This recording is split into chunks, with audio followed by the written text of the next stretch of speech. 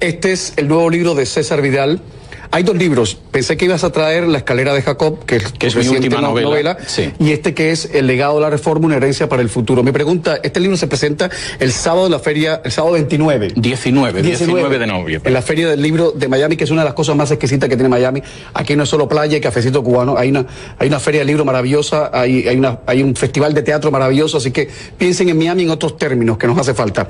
En cuanto a este libro, 500 años después de la reforma, ¿crees tú que se ha rescatado esa pureza del cristianismo que buscaba la reforma? Yo creo que en parte sí, pero yo sobre todo quería incidir en un aspecto en el libro que me parece que es muy importante. Por eso se titula, que también es un legado para el futuro, que es lo que ha marcado la diferencia entre unas naciones y otras según si se produjo la reforma o la contrarreforma. En esas naciones. En esas naciones. Déjame ponerte 2 o 3 ejemplos y la gente lo va a entender. Y va a entender por qué es distinto el norte y el sur de Europa y por qué es distinto el continente americano al norte y al sur del Río Grande. Por ejemplo, la reforma decide volver a la Biblia. Para volver a la Biblia tú tienes que saber leer y escribir. Tú puedes ser santo y católico y además ser analfabeto. No es que se recomiende ser analfabeto para llegar a la santidad, pero ha habido santos analfabetos como Fray Escoba. Pero tú no puedes ser protestante o judío incluso siendo analfabeto, porque es una religión del libro, no de una serie de dogmas, no de una serie de ceremonias, de una serie de prácticas, sino del libro. ¿Qué significa eso? Eso significa que la primera escuela pública que se abre en toda la historia universal se produce en la protestante Ginebra a inicios del siglo XVI. Eso significa que los puritanos que vienen desde Inglaterra a lo que ahora es Estados Unidos tienen un índice de alfabetización entre los varones del 80%, entre las mujeres del 60%. Alto. Es muy alto. ¿Cuál es el índice de alfabetización en España y en todo el continente suramericano, Centro y Suramérica, cuando llega la emancipación? Menos del 10%. De modo que hay una tremenda diferencia. Los que abrazaron la reforma se pusieron a leer como locos, habría que saber leer y escribir, habría que abrir escuelas, había que abrir la universidad a todo el mundo, porque si no, no podían ir avanzando en esa visión espiritual. Por el contrario, los países de la contrarreforma se quedaron descolgados. Segunda diferencia, eso implicó una revolución científica, porque evidentemente en ese norte que era más pobre, sin embargo, volvieron a esa Biblia que habla de observar a las hormigas, de mirar a los astros, y crean el método científico con Bacon. ¿Cuál es la consecuencia de eso? Te voy a dar un dato que es bastante claro. Hasta 1990, prácticamente el 95% de los premios Nobel serios, es decir, estoy hablando de física, de medicina, etcétera, eran protestantes y judíos. En estos momentos, el último informe de 2016 sobre las 50 primeras universidades del mundo, por supuesto en cabeza está Estados Unidos, después está Gran Bretaña, otro país de la Reforma, Alemania, Dinamarca. Entre esas 50 universidades no hay una sola universidad, ni de España, ni de Italia, ni de Portugal, ni de Hispanoamérica. Nos quedamos descolgados porque nosotros no tuvimos reforma, sino que tuvimos contrarreforma. Permíteme darte otro ejemplo. Pero no, por favor. La idea de la supremacía de la ley.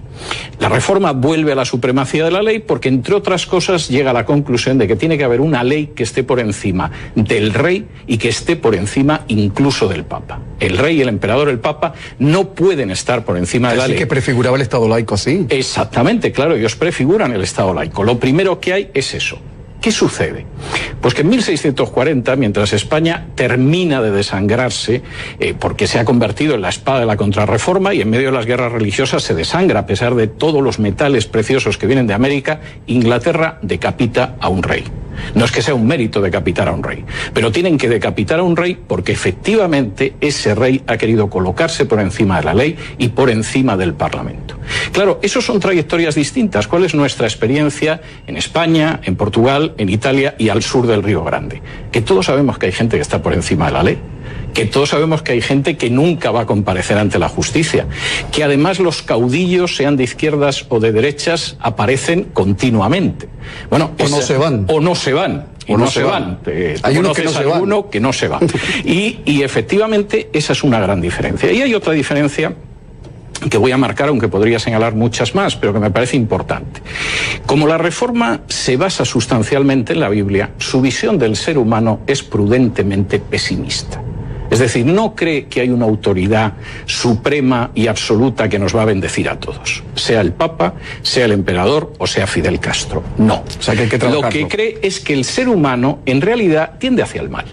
Y el ser humano, si tú le das mucho poder, acabará siendo un tirano siempre, porque no va a frenar su ansia de poder. El ser humano tiene una tendencia hacia el mal, seamos realistas y reconozcámoslo. Y en ese sentido, aquellas naciones que abrazan la reforma, y esto se nota mucho en la Constitución de Estados Unidos, creen que el poder tiene que estar dividido, separado y controlándose. Aquí en Estados Unidos se crea una expresión que es típica de esa visión política de la reforma, que es el sistema de checks and balance, de frenos y contrapesos. Y es curioso, yo lo estaba leyendo mientras estaba preparando este libro, que uno de los pasajes de la Biblia que más citan los padres fundadores, es decir, cuando escriben Madison o Hamilton o Washington o Adams, etcétera, es un texto del profeta Jeremías que dice que el corazón del hombre es engañoso. Y entonces ellos escriben y dicen, ojo, ojo, aquí tenemos que crear un sistema en el que al presidente lo vigile el legislativo, pero al mismo tiempo el legislativo puede intervenir el presidente y al mismo tiempo haya una justicia independiente que procure que ni el presidente ni el legislativo... Claro. Está muy claro. Ahora, ¿qué es lo que nosotros hemos creado? Modelos distintos. Es decir, nosotros seguimos creyendo que siempre va a venir un salvador, que se puede llamar de muchas maneras, y que efectivamente ese Salvador, en el momento en el que tenga todo el poder, va a derramar generosamente bendiciones. ¿Pero por qué seguimos insistiendo en ese modelo? ¿Por inmadurez, por ignorancia, por comodidad, por flojera? Yo creo que por una sencilla razón, y esto a mí me parece muy importante, y es que una cosa es la ideología y otra cosa son las creencias que a veces no sabemos que tenemos. Nosotros... Los prejuicios. Los prejuicios o simplemente una visión cultural. Es decir, por ejemplo, una persona en España, en Italia, en México, en Cuba, en Argentina, puede estar situada más a la izquierda o a la derecha. Y un liberal sería distinto de un comunista, sería distinto de un conservador, etc. Pero al mismo tiempo, todas estas cuestiones de las que yo estoy hablando están incorporadas y no son conscientes. De tal manera que en un momento determinado el director, el macho man que llega al poder en un país, puede estar a la izquierda o a la derecha, da lo mismo, intenta acumular el poder y que la supremacía de la ley no funcione dentro de su país. O sea, puede invocar a Marx y a Jesús. Por supuesto. Y no pasa nada. Bueno, y al Papa, lo hacen. Y al Papa y a Hayek. Y lo hacen. Sí, y efectivamente lo hacen. Y eso marca una enorme diferencia. Añádele luego ciertas conductas que son muy claras, que la reforma marcó una diferencia y que yo explico en el libro. Por ejemplo, la reforma tenía muy claro que el trabajo humano no era un castigo de Dios. Es decir, según el libro del Génesis, Dios colocó a Adán a trabajar en el huerto del Edén antes de la caída. Es decir, el trabajo es algo bueno que permite que el hombre se mantenga a sí mismo y a su familia y que además transforme la sociedad. Pero la visión católica medieval es que el trabajo es un castigo, es una maldición. Y los españoles que llegan al sur del continente, gente generalmente muy valiente, hay que reconocerlo, no vienen para trabajar. Es más, en el tercer viaje de Colón, que vienen muchos, es interesante, como yo he examinado los documentos, como los españoles dicen, oye, es que para trabajar nos habíamos quedado en España y no habíamos venido a las Indias. Yo soy un señor y punto. Claro. Y por supuesto, eso es una visión de la política en la que también la política no es llegar al poder al servicio de la comunidad, sino que la política es concebida como el elemento de conquista y reparto. Ahora, yo te digo, tú contempla lo que pasa al sur del Río Grande o contempla lo que ha pasado históricamente en el sur de Europa, en una Italia, en una España, en una Portugal. Lo que encontramos es esa visión. Es decir, el trabajo es algo de lo que deberíamos subir en la medida de lo posible. De hecho, en España hay una frase que las madres dicen mucho a los hijos, que es: hijo, busca un trabajo donde no se trabaje, que es una contradicción absoluta, ¿no? En Cuba dice que inventen ellos, que son blancos. Por ejemplo, es una frase además muy española, además de Unamuno, que la defendía encima con orgullo. Y al mismo tiempo hay una visión de la política en la cual uno conquista. Es decir, lo que yo hago es conquistar y repartir a la gente que me ha seguido. Claro, eso tiene muy malas consecuencias. Mientras que la visión en esos países norteños que volvieron a recuperar valores que había en la Biblia es no, el trabajo es bueno. Y además, incluso la conquista es una colonización más que una conquista. Te voy a poner un ejemplo que es muy significativo. En los años 60, aquí en Estados Unidos se filma una gran macroproducción de Hollywood en 4 partes, con 4 directores, que es toda una filosofía de la historia americana, que es How the West Was Won, cómo se ganó el oeste, sería la traducción. Donde empiezan con los pioneros van sembrando la tierra, van avanzando hacia el oeste, y el último capítulo es la ley y el orden. Es decir, el acabar con los forajidos. Y ahí hay toda una visión de la historia. Empezamos colonizando y al final hay ley, orden, trabajo y prosperidad. Es toda una visión americana, nacida de la Reforma. En España eso no lo podían entender, lo de cómo se ganó el oeste. ¿Y sabes cómo se tituló la película? La conquista del oeste. Claro, porque estaba la silla turca, porque claro. Estaba esa visión de que en realidad la idea del servicio público no existe en nuestra lengua española, porque es una idea ajena a nosotros. Nosotros venimos de una cultura hispano-católica, de la Contrarreforma, que cree en que conquistas y repartes. Y eso además es lo lógico. Hombre, encima de que conquistas no vas a repartir. Pero mucha gente que está viendo el programa, historiador y periodista español César Vidal, esta noche en Camilo, un hombre que no encaja bien, gracias a Dios, ni en los esquemas de la izquierda tradicional, ni de la derecha retrancona. Es un hombre difícil de clasificar. Desde ya me temo que vas a tener que volver. La gente es muy rarita de clasificar, me encanta que esté en el programa. Lo estoy pasando muy bien, pues, o sea que estoy encantado. Te tomo la palabra y tienes que volver. En el año 1977, tras la lectura del Nuevo Testamento en la lengua griega original, algo te pasó. Bueno, pasó algo que yo creo que es importante. Empezábamos hablando de que yo no creo en la religión, pero yo había estudiado griego en el bachillerato y no me apetecía perder mis estudios de griego, que además habían tenido muy buenas calificaciones. Y el único texto que yo encontré en griego para poder leer todos los días y no perder ese griego clásico fue el Nuevo Testamento, que se escribió en griego en el siglo I. Y lo que yo experimenté leyendo ese Nuevo Testamento fue una conversión, no hacia una religión, sino que fue una conversión en el sentido etimológico real de la palabra, el volverme hacia Dios y el encontrarme con Jesús.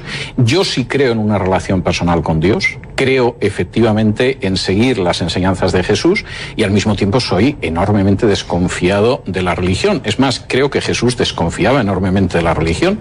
El único lugar del que echó a la gente a latigazos fue un templo, de modo que creo que eso es bastante claro. En esa ¿Tú crees en el Jesús primigenio y no en la apropiación política que han hecho de Jesús a posteriori? No, eso me parece incluso hasta blasfemo.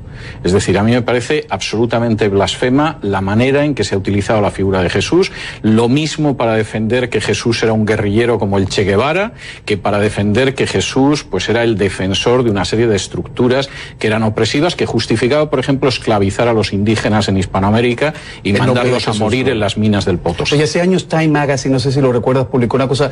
¿Qué pasaría si Jesús viviera ahora? Y decían, Jesús tendría que ser demócrata, tendría que escuchar a NPR, la radio pública, y manejar un Land Rover. A mí me parecía...